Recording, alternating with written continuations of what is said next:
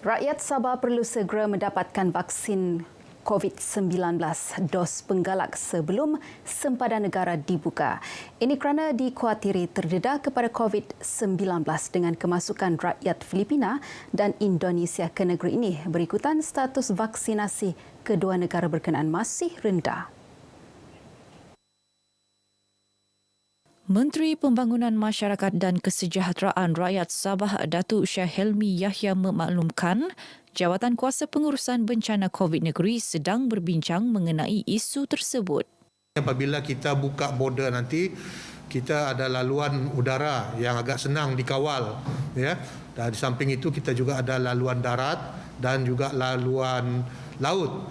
Jadi kita memikirkan bagaimana kita memastikan bahawa mereka yang datang daripada dua negara jiran tersebut dalam keadaan yang sihat dan tidak menimbulkan risiko kepada masyarakat setempat. Bercakap kepada media katanya, SOP kebangsaan juga akan disesuaikan dengan SOP negeri ini demi manfaat semua pihak. Dalam pada itu, Datuk Syah Helmi yang juga Exco Kesihatan menggesa ibu bapa agar membenarkan anak-anak diberi vaksinasi segera memandangkan kes jangkitan COVID-19 dalam kalangan kanak-kanak di negeri ini adalah tinggi. Setakat 10 Mac, Sabah masih mencatat kadar vaksinasi kanak-kanak yang rendah iaitu 17.50% atau tangga ketiga tercorot di seluruh negara. Angka berkenaan masih jauh daripada sasaran yang ditetapkan iaitu 50% sebelum sesi sekolah bermula 21 Mac ini. Persatuan Ejen Pelancongan dan Pengembara Sabah menyambut baik langkah kerajaan membuka semula sempadan negara bermula 1 April depan.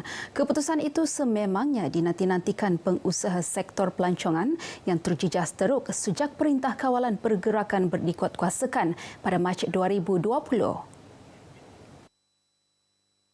Pengerusinya Datuk Seri Winston Liao yakin dengan pembukaan semula sempadan negara, ia berupaya merancakkan semula sektor pelancongan di Sabah khususnya yang kaya dengan pelbagai produk pelancongan. Dalam masa sama mewujudkan semula peluang-peluang pekerjaan melibatkan sektor berkenaan yang sebelum ini terpaksa dihentikan. SATA welcome ini our Prime Minister being reopen ini Malaysia. To the whole world lah. Pasal ini kami sudah suffer dekat more than 2 tahun. Kalau sekarang 1st of April kami buka, reopen, can we expect lah that ada foreign tourist datang ke Sabah. Itu yang boleh stimulate our local tourist industry. Datuk Seri Winston menyatakan demikian kepada RTM di Kota Kinabalu. Dalam pada itu, beliau berkata pihaknya akan memastikan prosedur operasi standard SOP sentiasa dipatuhi bagi mengekang penularan jangkitan COVID-19. Untuk menjaga SOP yang baru ini, kami akan memastikan bahawa pelancong-pelancong yang kami dapat untuk dibawa ke seluruh Sabah ini memastikan vaksinasi penuh. Mereka akan mendapat vaksinasi penuh dan barulah boleh melancong. Baru-baru ini, Perdana Menteri Datuk Seri Ismail Sabri Yaakob mengumumkan kerajaan akan membuka semula sempadan negara bermula 1 April depan. Ia selaras dengan situasi negara yang akan memasuki fasa peralihan ke endemik pada tarikh sama. Ke arah menyokong penyusuan susu ibu sepenuhnya, Kementerian Pembangunan Luar Bandar Sabah KPLB berjaya mewujudkan bilik laktasi pertama di Sabah yang terletak di Pejabat KPLB Sembulan. Pengarah Kesihatan Sabah, Datuk Dr. Rosnani Mudin berharap inisiatif sedemikian dapat dicontohi kementerian serta agensi lain di Sabah. Menurut Datuk Rosnani, pihaknya sedia memberi kerjasama memberi khidmat nasihat bagi tujuan itu.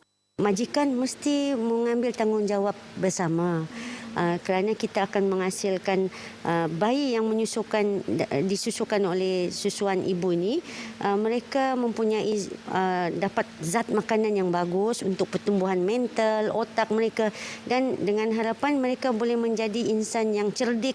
Beliau berkata demikian kepada media selepas pelancaran bilik laktasi pertama di Sabah dan perasmian mesyuarat agung tahunan Persatuan Ahli Kumpulan Sokongan Susu Ibu Negeri Sabah di Kota Kinabalu. Menurut Datuk Rosnani, penyediaan bilik laktasi di setiap pejabat kementerian maupun agensi kerajaan yang lain secara tidak langsung memudahkan golongan ibu bekerja memberi anak mereka susu ibu sekaligus menjayakan penyusuan susu ibu sepenuhnya. Sementara itu, Timbalan Setiausaha Tetap 2 KPLB Sabah Nur Safi Dukah memberitahu inisiatif bilik laktasi ini akan diperluas ke seluruh pejabat KPLB di Sabah dengan kerjasama Persatuan Ahli Kumpulan Sokongan Susu Ibu Negeri Sabah.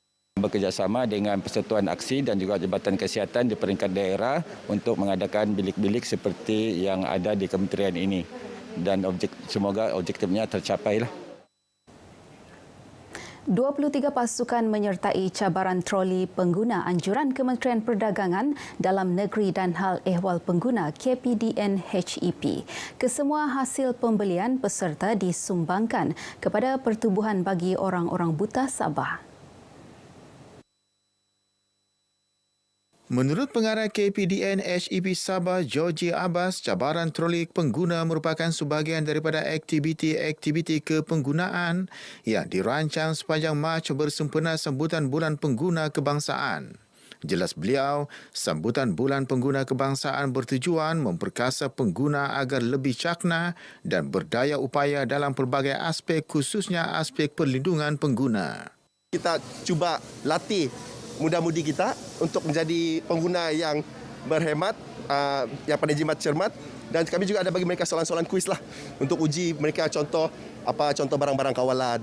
Kalau ada ini pilihan, which one will you spend? Jadi kami bagi RM50 kepada setiap peserta, setiap pasukan untuk belanja dan beli barang yang kita tentukan. Beliau berkata demikian kepada media selepas merasmikan sambutan Bulan Pengguna Kebangsaan peringkat negeri Sabah di Kota Kinabalu. Antara aktiviti lain yang dirancang ialah program santai bersama Tribunal Tuntutan Pengguna Malaysia, kuis kepenggunaan, pertandingan mewarna dan program advokasi kepenggunaan. Tahun ini tema bagi Hari Pengguna Kebangsaan ialah digitalisasi pengguna bersesuaian dengan tema sambutan Hari Hak Pengguna Sedunia, Kesaksamaan dalam Kewangan Digital. Pemilihan tema bertepatan dengan senario pandemik COVID-19 di mana sebahagian besar transaksi bayaran dan jual beli dilakukan tanpa sentuhan iaitu secara dalam talian yang merupakan platform paling selamat dan efisien bagi mengelak risiko dijangkiti COVID-19. Baik saudara, sekian paparan dari Negeri di Bawah Bayu bersama saya Rita Alesius Malik. Untuk perkembangan berita seterusnya kembali bersama saya.